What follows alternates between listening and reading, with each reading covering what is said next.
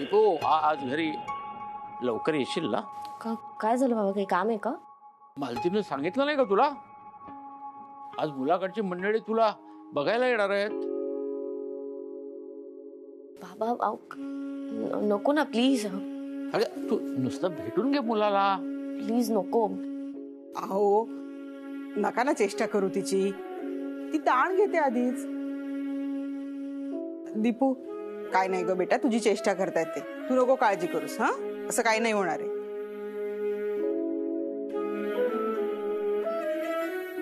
बाबा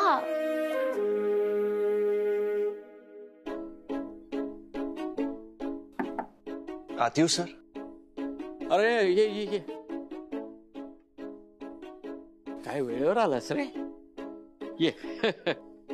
बरं दीपू बँकेत चालले? हा सोडशीलच ना?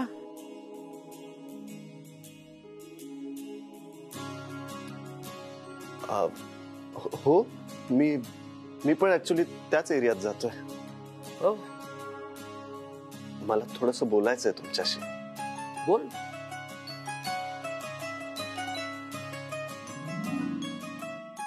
सर तुम्ही मला लहानपणापासून ओळखता. माझ्या जडणघडणीत तुमचा खूप मोठा वाटा आहे सर.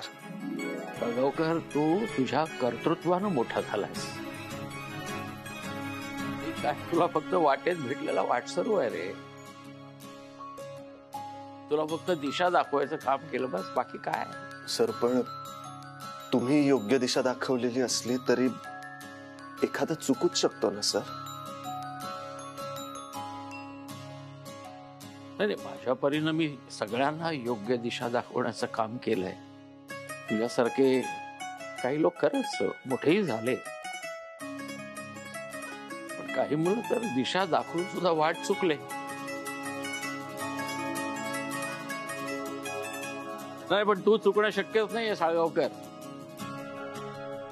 आणि बघ मला फक्त विश्वास नाही, खात्री आहे तुझ्यासारखी मुलं कधीही कुठल्याही चुकीच्या मार्गाला जाणार नाहीत.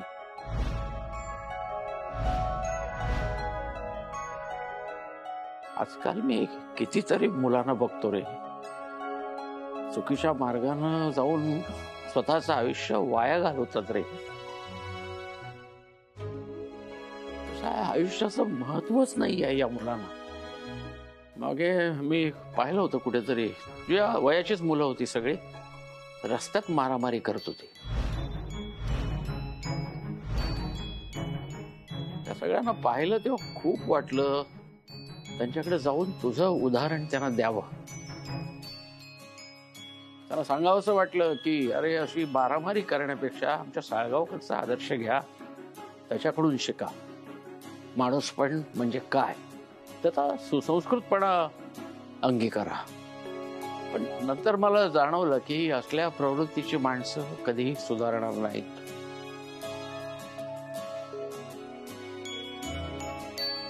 सर पण एकदा संधी दिली तर प्रत्येक माणसात चांगला बदल घडू शकतो ना. म्हणजे कोणी मुद्दाम चुकीच्या मार्गाला तर जात नाही. कधी कधी परिस्थिती आपल्याला त्या मार्गाला जायला भाग पाडते. साळगावकर परिस्थिती आपल्याला घडवते, बिघडवत नाही. परिस्थिती वाईट आहे म्हणून चुकीच्या मार्गाला माणसाने लागावं हे मला तरी पटत नाही. आणि कसं आहे साळगावकर, संधी मिळाल्यावर माणूस बदलू शकतो हे खरं आहे, पण हे असले गुंड बदलत नाहीत. गुंड हे शेवटी गुंडच राहतात. म्हणून दीपू मी तुला सांगत असतो ना की तुझ्या त्या बँकेतल्या गुंडापासून सावध राहो.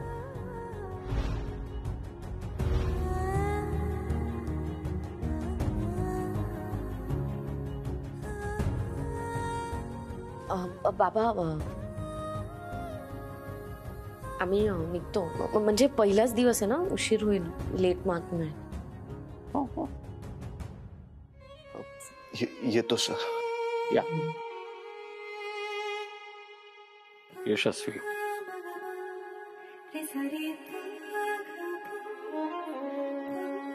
सावकाश जागा. काय बघितलंस ना आपल्या दीपूची निवड किती योग्य आहे ते. साळगावकर सारखा साधा समंजस आणि सोज्वळ माणूस शोधून नाही सापडला.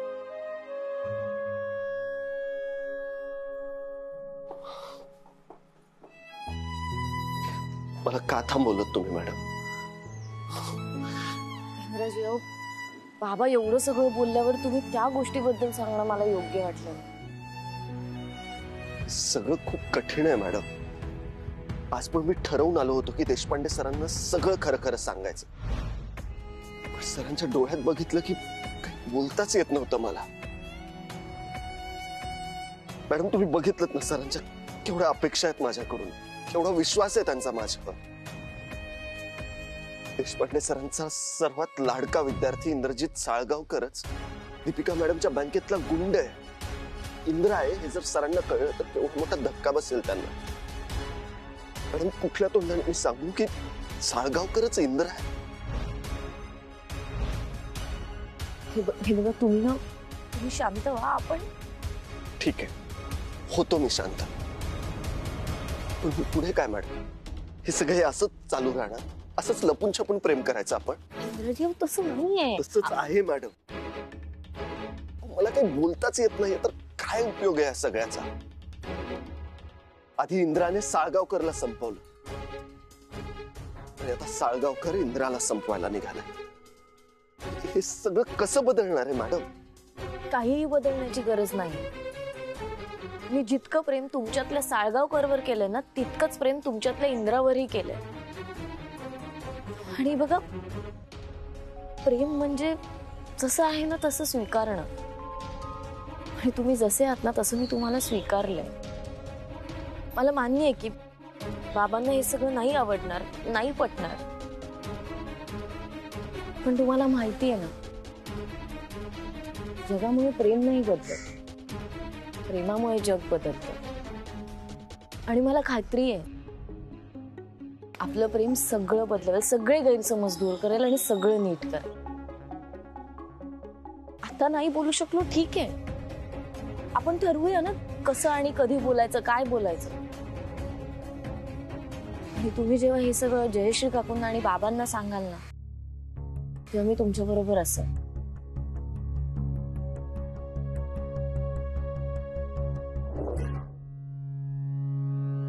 आणि आजपर्यंत मी बँकेत कधीच उशिरा गेले नाहीये, पण आज तुमच्यामुळे बहुतेक मला लेट मार्क मिळेल.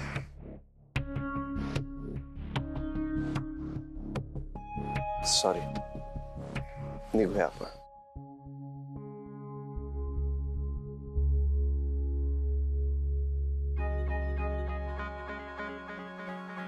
अभिनंदन अभिनंदन अभिनंदन. खुश? 100%? काय? अरे काल तुम्हाला 8 लाख रुपये म्हणाला होतास लोन पास करतो, आणि आता 5 लाखाचा चेक दिलायस तुम्हाला. कार्तिक साळगावकर, माझ्या हातात बऱ्याच गोष्टी नसतात, मला वर उत्तर द्यायची असतात. आणि बघ, मला जेवढं जमलंय तेवढं मी केलंय. आणि तू किती लोन मागितलं होतंस? 4 लाख.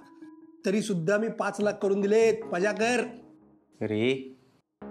कालपर्यंत तुम्हाला सर वगैरे म्हणत होतास, आहो जाहो करत होतास, आज डायरेक्ट अरे तू रे, आणि ते पण एका दिवसात.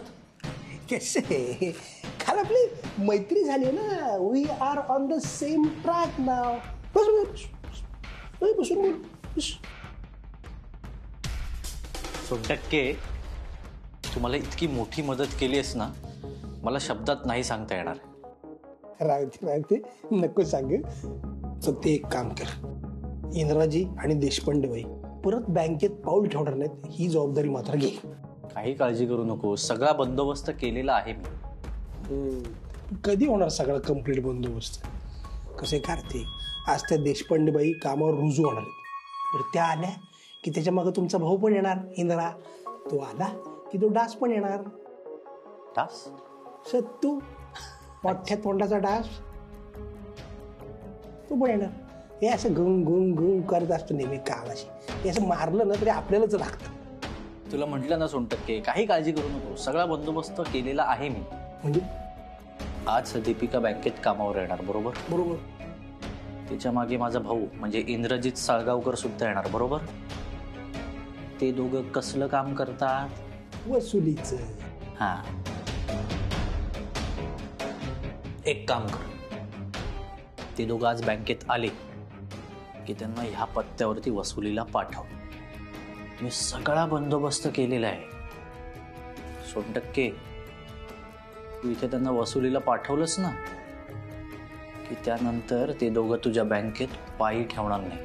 क्या बात आहे, क्या कॉन्फिडन्स आहे. आडनाव काय? साळगावकर. डोंगरपाडा इथे कुठे पाठवणार आहेस? तुला काय करायचंय? तुला सांगितलंय तेवढं काम कर. हे बघ, माझी माणसं तयारीला ऑलरेडी लागलेली आहेत. अरे वा, तुझ्याकडे पण माणसं आहेत. आडनाव काय माझं? साळगावकर. तो 1 मॅन आर्मी. हा, काय नाही. ऐक, लेट करू नकोस. तर मला लेट होतोय, मी निघतो. त्यांची लेट करायची जबाबदारी माझी. नीट. क्या बात. तू चेक राहिले तेवढा घेऊन जा. थँक्यू. क्या बात आहे. देशपांडे बाई, आता बँकेत आला की लगेच तुम्हाला सेंड ऑफ देणार. टाटा. डोंगरीपाडा. आई, मटकी भिजली असेल एव्हाना. तू करतेस उसळ? कमी करू?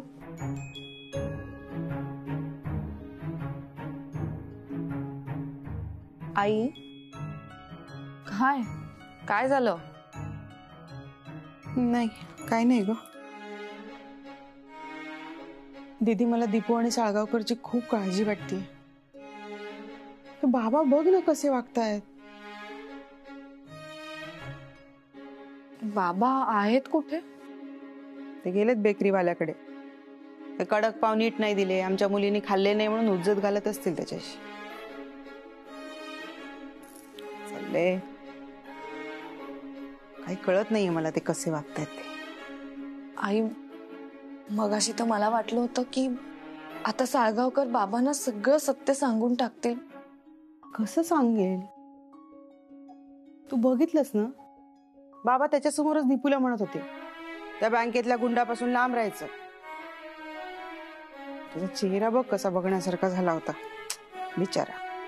ह्या सगळ्याचा साळगावकरला किती त्रास होत असेल.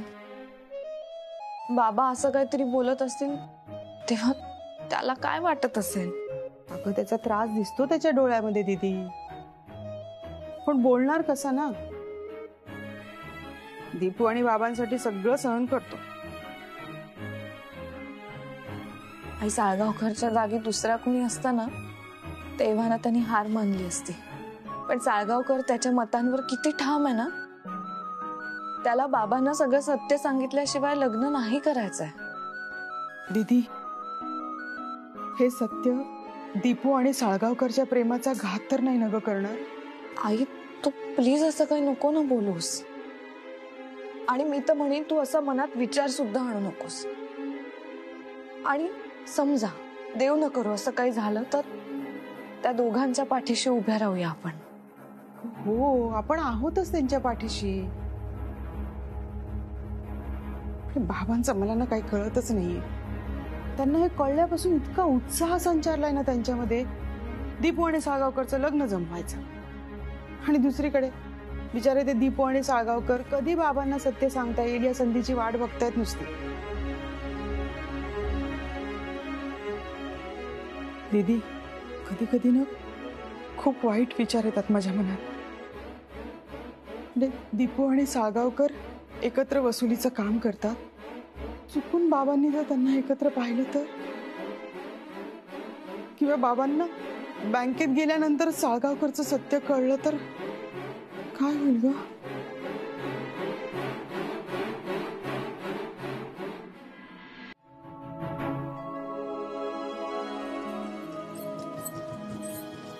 डोंगरपाडा, नाही नाही, तो डेंजर एरिया एकदम. तुम्ही कशाला घाबरताय? मी आहे ना. चला.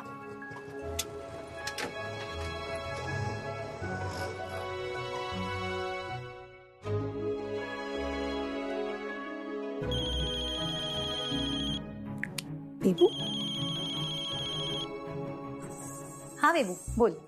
हॅलो सानू, हे बघ, आता स्वतःचं डोकं न वापरता कोणतीही माती न खाता मी सांगतोय तेवढंच कर. बेबू असं का बोलतोस रे तू माझ्याशी? अरे लाडी गोडी लावणं बंद कर ग. मी सांगतोय तेवढं कर. बोल. हे बघ, मी तुला एक पत्ता पाठवतोय, डोंगरपाडा. तिथे तुझ्या वडिलांना घेऊन ये. आहे पण त्यांना काय सांगू? ते असं कसं येतील? हे बघ सानू, जग उलटा पालट कर मला माहिती नाही, पण तू त्यांना तिकडे घेऊन ये. सांगतोय तेवढं कर. चल बाय, मी वाट बघतोय. अरे अरे ऐक ना.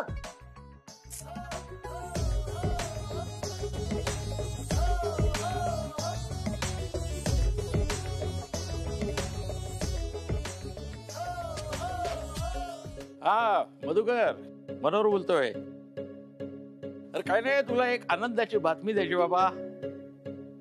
आपल्या दीपूचं लग्न ठरलं. अरे हे जोडीदार कोण निवडलाय माहितीये का? आपला साळगावकर. तो तो तो तो माझा विद्यार्थी. आपल्या दीपूसाठी हॉस्पिटलमध्ये केवढी धावपळ केली त्यांनी पाहिलंच ना. हो तर हो हो हो हो. वहिनीला सांग बातमी. हा हो दीपूला ना सांगतो. बरं ठेवतो रे. ए मालती, मधुकर सुद्धा बघ काय म्हणत होता. दीपूनं माझ्यासाठी उत्तम जावई शोधलेला आहे. काय शेवटी मुलगी कोणाची आहे? अहो पण इतक्यात कशाला सगळ्यांना सांगायला हवंय? मधुकर आता कोणी बाहेरचा आहे का, घरातलाच आहे. मग आता लग्नाची बोलणी करायला कोणीतरी मोठा माणूस हवाच ना शेवटी. बाबा ही जरा थोडी घाईच होते असं नाही वाटत आहे तुम्हाला? ही कसली लग्न सराई एकदा सुरू झाली ना की फार कामं निघतात. ते सगळे खरेदी बोलणी, मग नंतर वेळ मिळत नाही. बाबा बरोबर आहे, पण जरा असं. हे पण बिन काही नाही, आता ताबडतोब कामाला लागायचं. हा फक्त एका गोष्टीने मन खातंय. काय? काही लोकांना सत्य मान्यच नसतं.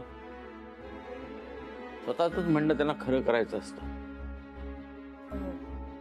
बाबा कोणाबद्दल बोलताय? आपल्या ताईविषयी. त्या दिवशी मी गेलो होतो ना जयश्री ताईंकडे, फार विचित्र वागली का ती. खरं एवढं सगळं घडल्यानंतर स्वतःला सुधारायला हवं होतं तिनं, पण नाही. बाकी तिनं दीपू आणि साळगावकरच्या लग्नात जर काही घोळ घातला तर यापुढे तिच्याशी मी संबंधच ठेवणार नाही.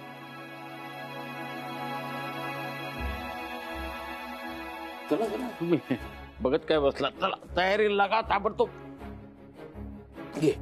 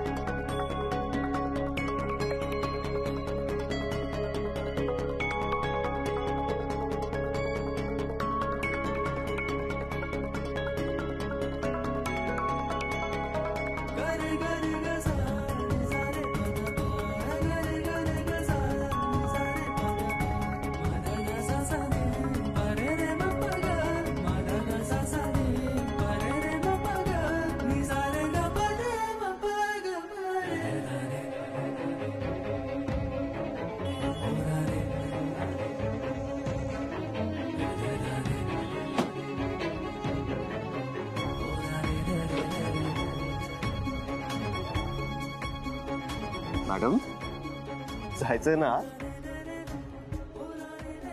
कधी एकदा जाते आणि कामाला लागते असं झालं.